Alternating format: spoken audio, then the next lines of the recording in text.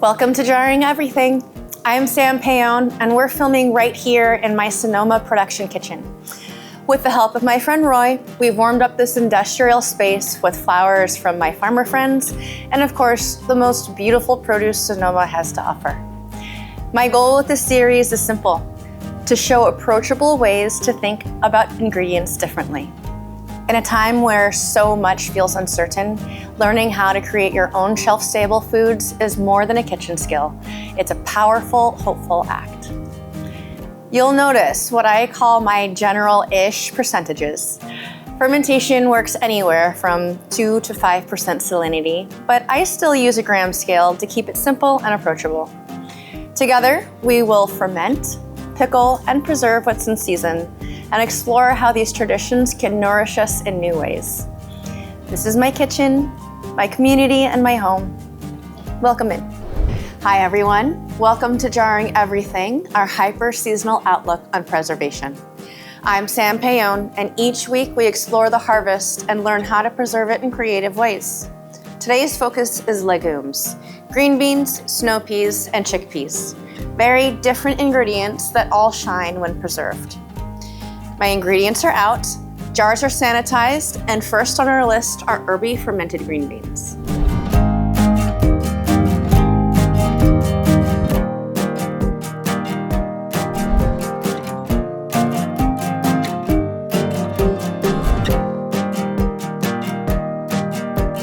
These beans are brined with thyme, oregano, bay, chili flake, and salt. I'm gonna throw in a little garlic. The result is a crunchy, tangy pickle that'll keep for up to 2 years. Of course, first things first is to make a salt brine. I'm using the quart-sized jar here, so today for this 32-ounce jar, I'll probably need about 16 ounces of brine for this project. I'll weigh 18 grams of salt for the pint of water.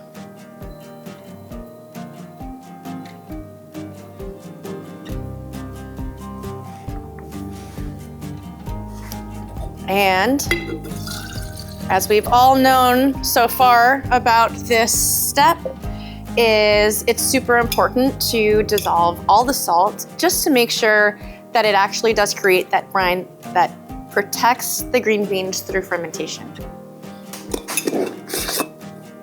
Okay. Perfect. I'll tuck the green beans into our jar. I've already trimmed the tops off for easy snacking on later. And I wanna sort of tuck these in to standing upright, but I don't wanna overpack the jar because I do want enough room for that brine to marinate and really get through every single green bean. Today, I'm adding a little bit of thyme and bay and chili flake and garlic. All right, let's cover this with our cheesecloth. Here, it really is to ensure the unwanted bacterial growth is kept to a minimum. I do say unwanted because we do want the good bacteria to grow. What we're doing here is creating an environment for certain good bacteria to grow, and that bacteria produces a lactic acid, changing the fresh green bean into a pickle, all the while producing lactobacillus probiotics. Lid goes on ever so slightly so it can breathe and turn itself into a pickle. Green beans hold their crunch well in fermentation, especially thanks to their skins and their low sugar content. It's one reason they've been a classic choice for Southern style dilly beans for as long as green beans have come out of gardens. Okay. I love these. Tucked into Bloody Marys as a garnish or added to cheese boards or charcuterie plates for a crisp, tangy bite. I want to take a bite of these first though, just to taste them because I love these. They're finished. They're herby, they're crunchy, they're crispy, and they're perfect. Next, we're making Vietnamese style snow peas. This preserve uses rice vinegar, fish sauce, lime, sugar, garlic, and a little bit of chili.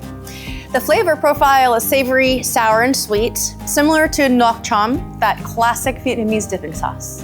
Let's get the pickling liquid in a pot to bring up to a boil. Rice vinegar, water,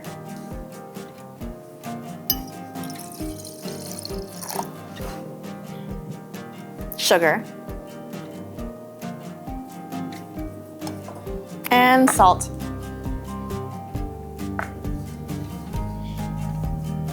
That comes up to a simmer.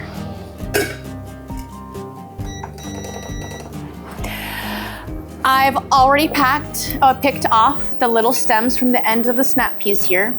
Let's lightly pack them into our jar and then add a little bit of fish sauce and our aromatics and lime juice.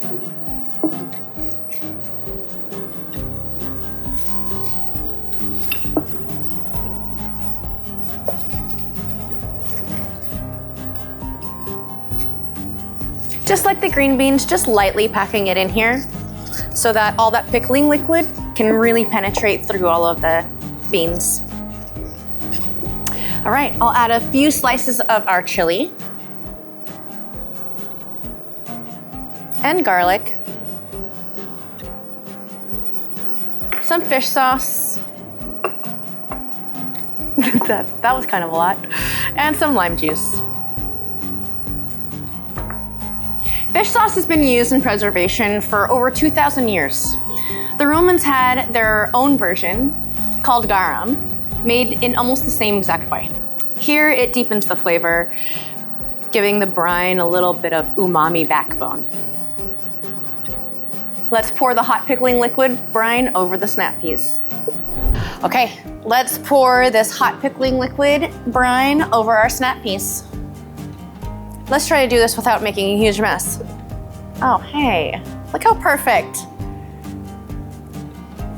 This will cool down to room temperature before we cover and store in our fridge. Well, they'll last for up to 2 years.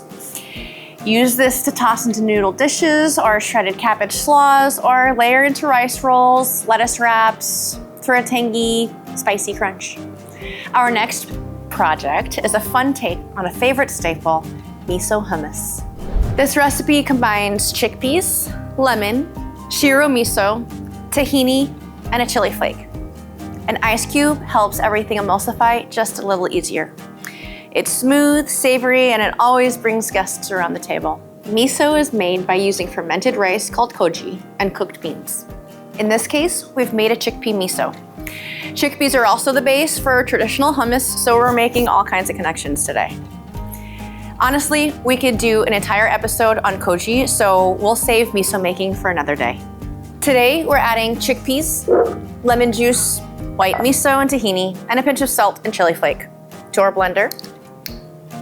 And then adding that ice cube to help create an emulsification and a smooth puree.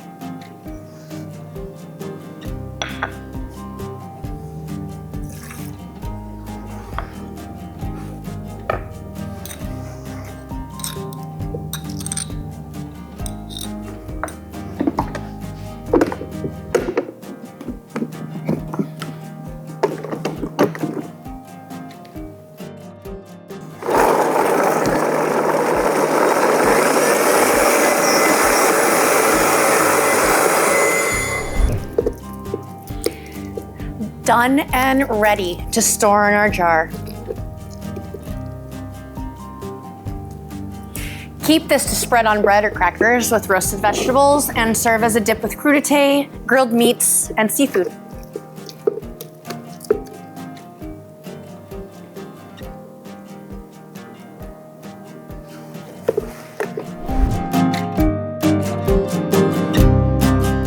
Beans and peas are humble, everyday foods, but fermentation and pickling give them personality. We made crunchy dilly beans, umami-packed Vietnamese snow peas, and miso hummus. Legumes prove they're anything but ordinary. Scan this QR code for more on Golden State Pickle Works. Thanks for joining me on Jarring Everything. I'll see you next time when we'll take another seasonal ingredient and discover what it can become.